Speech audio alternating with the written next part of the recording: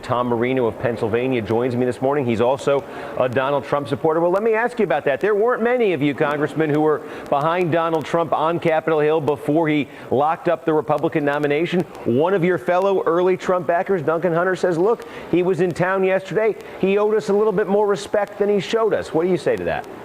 Well, I have conversations with Donald pretty regularly. I wasn't offended. He had other things to deal with yesterday, particularly with the Speaker and over on the Senate side. And I don't need stroked, and I think he did the right thing. What do you think? Where do you think this is going in terms of the question, not just of Paul Ryan, but unity in general? We just had Rory Cooper from the Never Trump Forces on, and he's saying basically, look, he's saying Republicans should still be holding out. How much work does Donald Trump still have to do to unite the Republican leadership? I think there's always more work to unite, but yesterday was a great start. The example of it was the meeting this morning. There were over 24 people, new total Congress people at that meeting this morning. And the room was so big, it was standing, even though it was large, it was standing room only, and more people tried to get through that door. So each time we have a meeting on Thursday or Friday, whenever it's going to get larger and larger because more people are coming along. Listen, the bottom line here is, let's get back to the main issue. The American people have spoken. They've chosen Donald Trump because he is saying what they are feeling and what they want, and that's Republicans and Democrats and independents alike.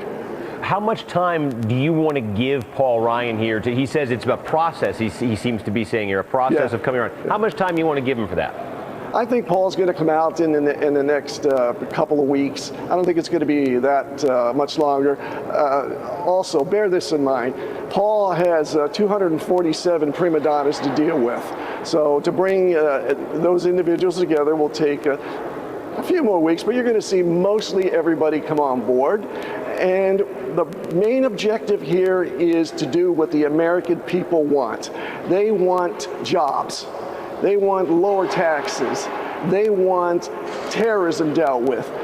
They want the borders protected, and they want a budget, a balanced budget, so there's some security for their children's future.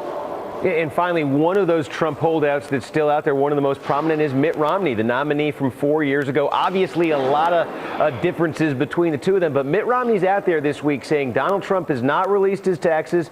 He's claiming that there's an audit. He says an audit should be no excuse for releasing them. What do you think about that question of Donald Trump and his taxes? Should he just release them, put them forward, and put this to rest? Well, I have had to fill out FAC reports for the past 6 years now, and they're much more detailed than a tax return. And let me put it this way, I follow Ronald Reagan's 11th commandment. I'm not going to talk about Mitt Romney, but every time Governor Romney makes a statement like that, Donald Trump picks up another 1 million votes. All right, Tom Marino, Congressman from Pennsylvania, early Donald Trump supporter. Thanks for the time. You're welcome.